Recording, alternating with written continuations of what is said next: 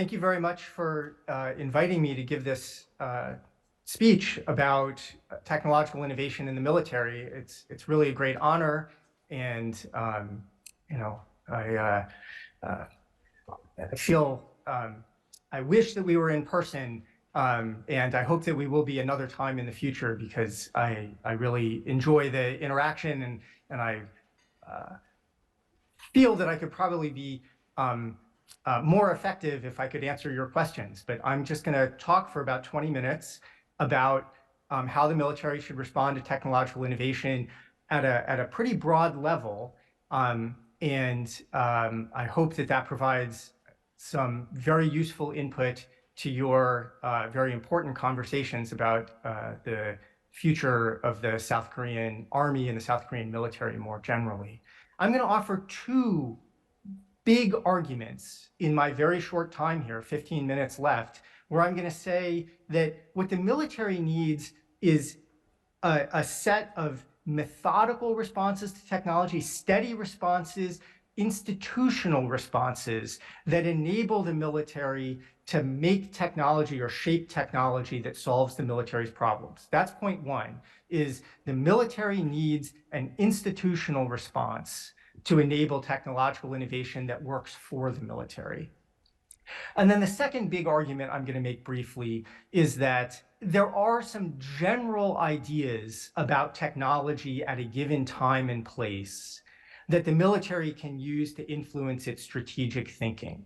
And in particular, I'm gonna make a point about the offense-defense balance, how technology differentially affects the ability to take offensive action as opposed to defending against somebody else's offensive action, and how that might influence the military's strategic approach to technology as opposed to the institutional approach.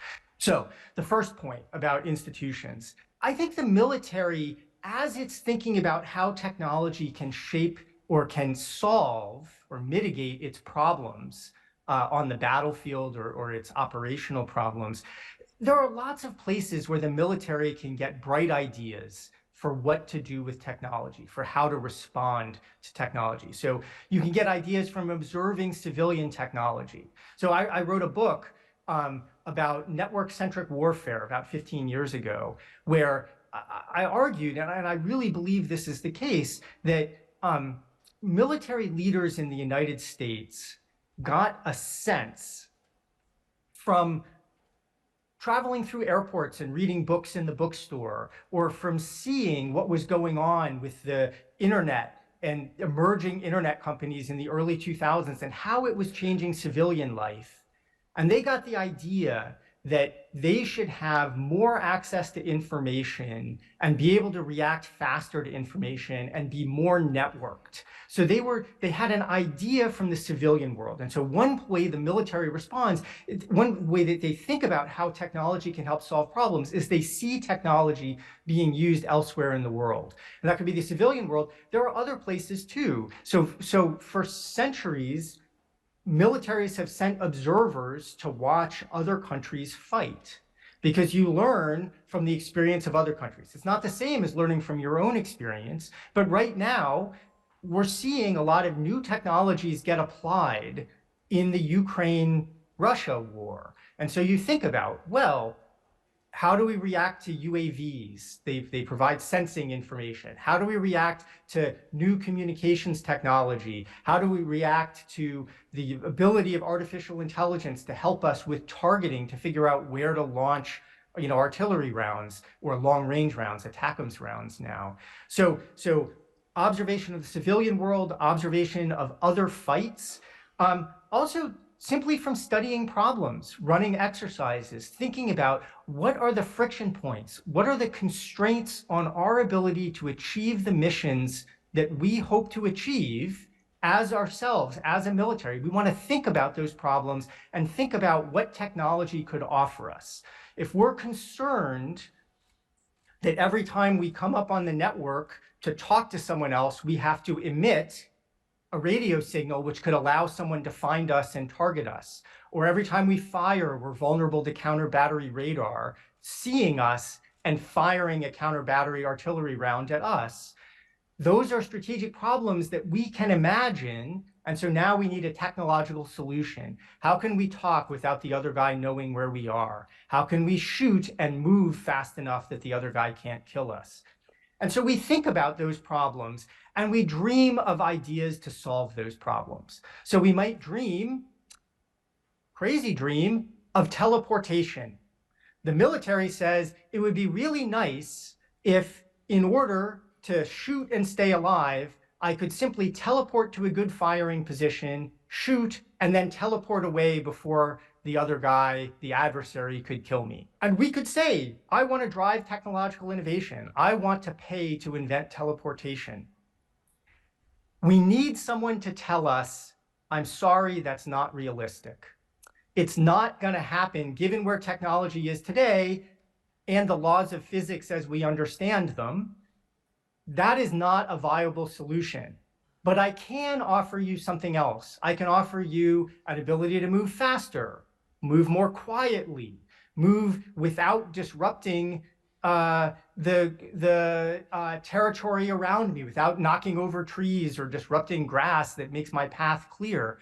I can think about that, and we have an iterative conversation between military demand, what you need, and the technological supply of what's realistic with a given amount of investment, or with the next amount of investment that we could plausibly make in military R&D. And so what you need is a set of trusted institutions where you can have that conversation, institutions that broker the relationship between people who are expert in radio frequencies, or expert in power generation, or expert in armor, explosives, and people who are expert in what militaries are expert in, which is the management of organized violence. That's how we define what militaries are. And the problem is, if you just ask companies, hey, can you make us a teleportation machine? They have an incentive to always say yes, because they make their profit by getting contracts from the military to invent. I mean, it's perfect for them. Something that's impossible, they can say they're still working on it, just give us a little more money, and they can keep working forever. And you need someone to be able to say, that's a dream, but it's not a reality.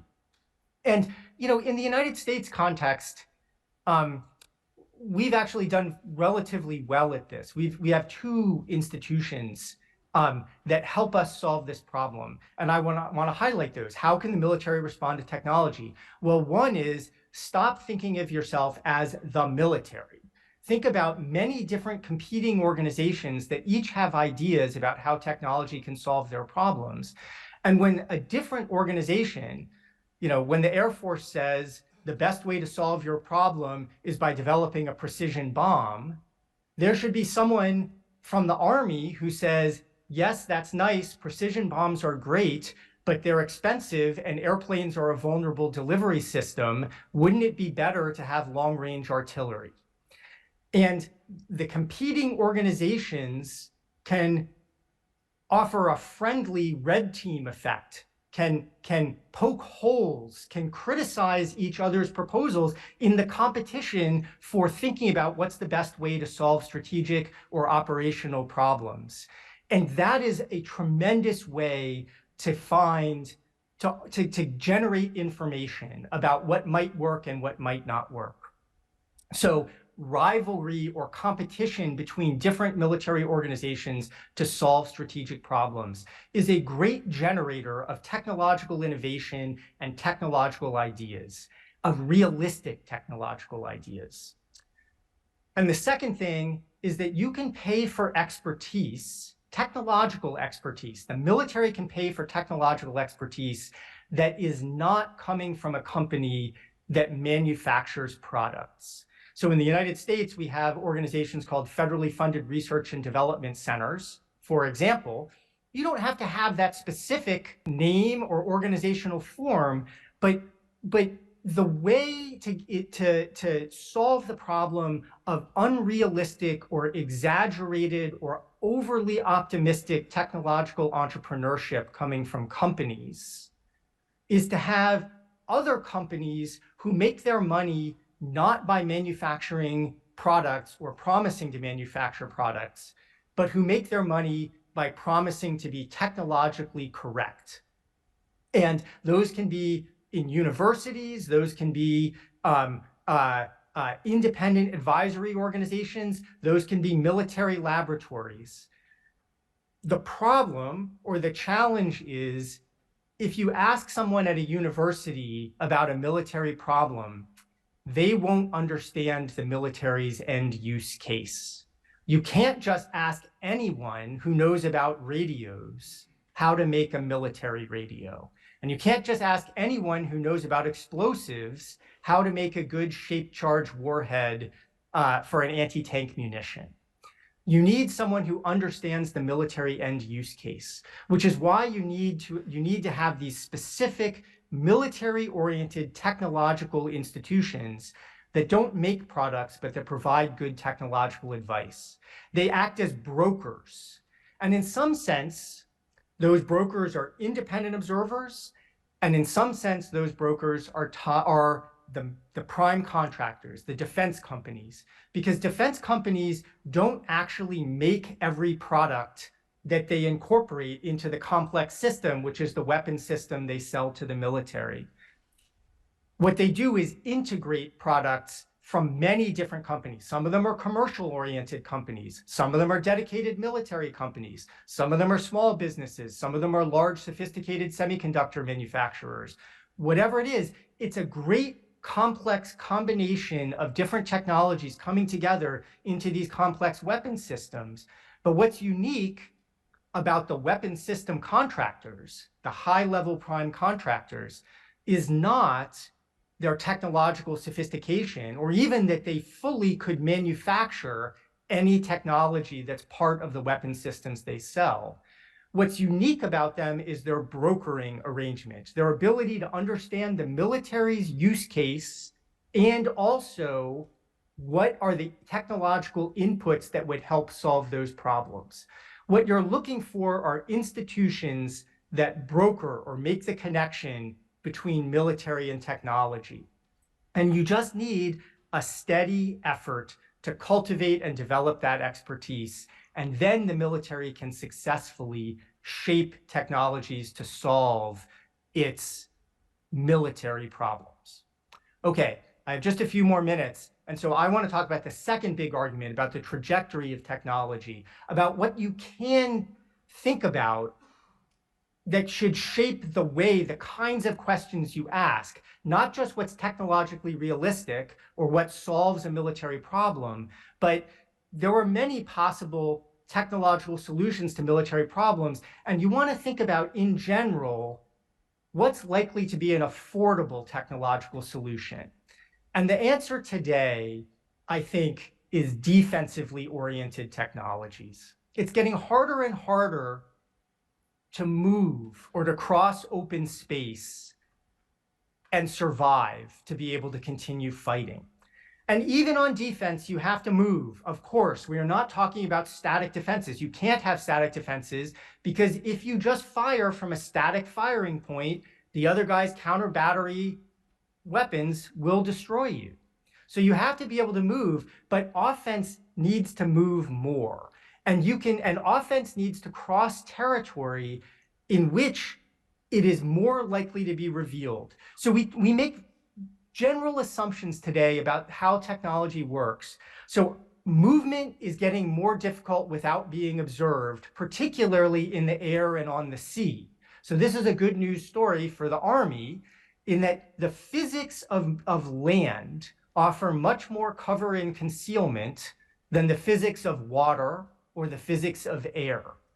But it is still the case that it's hard to move without being observed, and it's hard to be observed without being killed, because there's more precision today and cheaper precision today, and there are more sensors that are more accurate than they used to be.